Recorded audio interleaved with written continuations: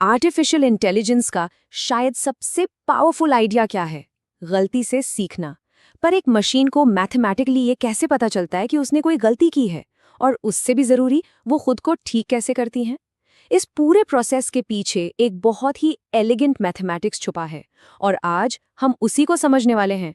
इस सफर में हम एक लर्निंग मशीन के कोर्स से शुरू करेंगे, फिर डेटा की भाषा को समझेंगे और फिर उस पावरफुल इंजन को देखेंगे जो बदलाव लाता है। और आखिर में हम ये सब कुछ जोड़कर देखेंगे कि ये नॉलेज कैसे क्रिएशन के फ्यूचर को शेप देता है। तो यही आज का हमारा मेन सवाल है।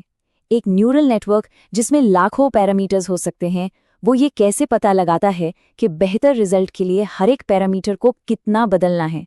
इसका जवाब एक बहुत ही शानदार एल्गोरिदम में छिपा है। तो चलिए शुरू करते हैं। बैक प्रोपगेशन को समझने के लिए हमें पहले उस प्रॉब्लम को समझना होगा जिसे ये सॉल्व करने के लिए बनाया गया है, यानी बड़े पैमाने पर गलतियों को सिस्टमैटिकली कैसे ठीक किया जाए। तो बैक प्रोपगेशन आसान शब्दों में कहें तो लर्निंग का मैकेनिज्म है। ये एक सिस्टमैटिक तरीका है ये पता लगाने का कि फाइनल आउटपुट में जो गलती हुई है उसके लिए हर एक पैरामीटर कितना जिम्मेदार है, और फिर इसी जिम्मेदारी के हिसाब से नेटवर्क को धीरे धीरे सही दिशा में गाइड किया जाता है। सोचिए, आपके पास लाखों नॉब्स हैं जिन्हें एक बहुत ही कॉम्प्लेक्स सिस्टम को फाइन ट्यून करने के लिए घुमाना है। यही असली चैलेंज है। बैक प्रोपगेशन का मकसद सिर्फ इन नॉब्स को एडजस्ट करना नहीं है, बल्कि इसे इतने एफिशिएंट तरीके से करना है कि असल में मुमकिन हो सके, क्योंकि एफिशिएंसी के बिना डीप लर्निंग होती ही नहीं। और इस एफिशिएंट कैलकुलेशन को समझने के लिए हमें पहले उस भाषा को समझना होगा जिसमें डेटा और न्यूरल नेटवर्क आपस में बात करते हैं। ये भाषा है लीनियर अलजेब्रा की। सबसे बेसिक लेवल पर आता है स्केलर। ये कुछ नहीं, बस एक सिंगल नंबर है। समझिए, ये एक बिल्डिंग ब्लॉक है, जानकारी का सबसे छोटा हिस्सा। अब जब हम इन स्केलर्स को एक लिस्ट में ऑर्गेनाइज करते हैं तो हमें मिलता है एक वेक्टर। इसे ऐसे सोचिए जैसे ये एक सिंगल डेटा पॉइंट है। मान लीजिए किसी घर की सारी खासियतें, जैसे कितने कमरे हैं, एरिया कितना है, कीमत क्या है, सब एक साथ पैक कर दी गई हों। ये इन्फॉर्मेशन का एक ऑर्गेनाइज्ड कलेक्शन है। ठीक है, अब इन वेक्टर्स को एक साथ रखिए और आपको मिलता है एक मैट्रिक्स। और यहीं से असली पावर शुरू होती है। एक मैट्रिक्स पूरे के पूरे डेटा सेट को होल्ड कर सकता है, और सबसे जरूरी बात, ये एक न्यूरल नेटवर्क की पूरी लेयर के वेट्स को स्टोर कर सकता है। तो यहाँ पर एक बहुत जरूरी बात समझनी है। मैट्रिक्स सिर्फ नंबर्स का एक ग्रिड नहीं है, ये एक्टिव ऑपरेटर्स हैं। ये ट्रांसफॉर्मेशन इंजन है। ये डेटा को लेते हैं और उसे बदल देते हैं, उसे एक रूप से दूसरे रूप में ढाल देते हैं। तो चलिए अब देखते हैं कि ये ट्रांसफॉर्मेशन इंजन आखिर काम कैसे करता है और ये कैसे मॉडर्न डीप लर्निंग को पॉसिबल बनाता है। और यहीं पर मॉडर्न डीप लर्निंग की स्पीड का राज छिपा है। एक तरफ है स्लो तरीका, एक एक करके कैलकुलेशन करना, और दूसरी तरफ है वेक्टराइजेशन की पावर। बस एक सिंगल मैट्रिक्स ऑपरेशन जो एक ही झटके में पूरी लेयर की कैलकुलेशन कर लेता है। ये एफिशिएंसी में क्वांटम लीप है, मतलब एक बहुत बड़ा उछाल।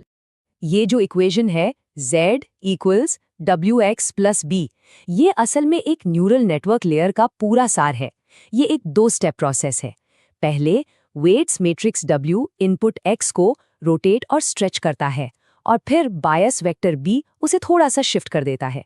और यही 2 स्टेप का प्रोसेस एक लीनियर ट्रांसफॉर्मेशन और एक शिफ्ट एफेन ट्रांसफॉर्मेशन कहलाता है। और ये सिर्फ थ्योरी नहीं है, इसके बहुत बड़े रियल वर्ल्ड फायदे हैं। वेक्टराइजेशन का मतलब है कि हमारे मैथ इक्वेशंस सीधे हमारे कोड से मैच करते हैं। ये हमें उन पावरफुल लाइब्रेरीज का फायदा उठाने देता है जो सालों से ऑप्टिमाइज की गई हैं।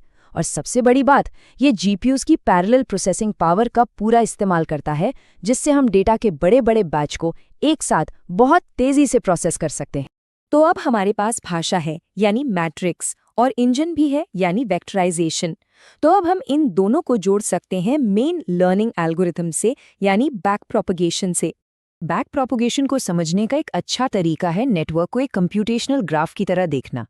ये डेटा के फ्लो का एक मैप है, जहां हर ऑपरेशन एक स्टेशन की तरह है। और सबसे खास बात यह है कि ये मैप हमें रास्ता दिखाता है, गलती से शुरू करके वापस सोर्स तक जाने का। और इस मैप पर नेविगेट करने के लिए हम कैलकुलस का एक फंडामेंटल टूल इस्तेमाल करते हैं, चेन रूल। चेन रूल हमें उस गलती को नेटवर्क के जरिए पीछे की तरफ ले जाने देता है और हर वेट पर उसकी जिम्मेदारी का एक हिस्सा डालता है। यही वो मैथमेटिकल मैकेनिज्म है जो गलती को पीछे की तरफ फैलाना मुमकिन बनाता है। और जब हम चेन रूल को मैट्रिक्स के साथ मिलाते हैं तो पूरा लर्निंग प्रोसेस इस खूबसूरत 3 स्टेप साइकिल में सिमट जाता है। पहला फॉरवर्ड पास, जहां हम एक प्रिडिक्शन करते हैं। दूसरा बैकवर्ड पास, जहां हम गलती को कैलकुलेट करते हैं और जिम्मेदारी तय करते हैं। और तीसरा अपडेट स्टेप, जहां हम उस जानकारी का इस्तेमाल करके वेट्स को थोड़ा बेहतर बनाते हैं। और यही साइकिल बार बार दोहराया जाता है और इसी तरह एक मशीन सीखती है। ये सब कैसे काम करता है, इसे समझना सिर्फ न्यूरल नेटवर्क ट्रेन करने तक ही सीमित नहीं है। ये समझ असल में एआई और डेटा साइंस की कई दूसरी एडवांस टेक्निक्स के लिए दरवाजे खोल देती है। ये कोट आज की हमारी पूरी बातचीत का सार है। लिनियर अलजेब्रा सिर्फ एक एकेडमिक सब्जेक्ट नहीं है, ये मशीन लर्निंग के लिए एक प्रैक्टिकल टूलकिट है। इसे समझना आपको सिर्फ मॉडल्स इस्तेमाल करने वाले से उन्हें असल में बनाने और इनोवेट करने वाला बना देता है। चाहे वो पीसीए जैसी टेक्निक्स हों जो कॉम्प्लेक्स डेटा को सिंपल बनाती हैं, या फिर एम्बेडिंग्स जो शब्दों और कॉन्सेप्ट्स को रिप्रेजेंट करती हैं, ये सब कुछ लीनियर अलजेब्रा के प्रिंसिपल्स पर ही बना है। इस फाउंडेशन को समझना इन सभी एडवांस्ड एप्लीकेशंस का गेटवे है। तो सबसे ज़रूरी बात यह है, सतही जानकारी से आगे बढ़कर फर्स्ट प्रिंसिपल से सोचना। यहीं पर असली समझ और कुछ नया बनाने की काबिलियत छिपी है। और ये हमें एक बहुत ही दिलचस्प सवाल पर लाकर छोड़ देता है। अगर सीखना सिर्फ ऑप्टिमाइज्ड मैट्रिक्स मैथ है, तो फिर ऐसा क्या है जो सीखा नहीं जा सकता? इन टूल्स के साथ हम क्या कुछ सीख और बना सकते हैं? इसकी लिमिट्स क्या हैं? फ्यूचर इन्हीं फंडामेंटल प्रिंसिपल्स की हमारी समझ और एप्लीकेशन पर टिका है।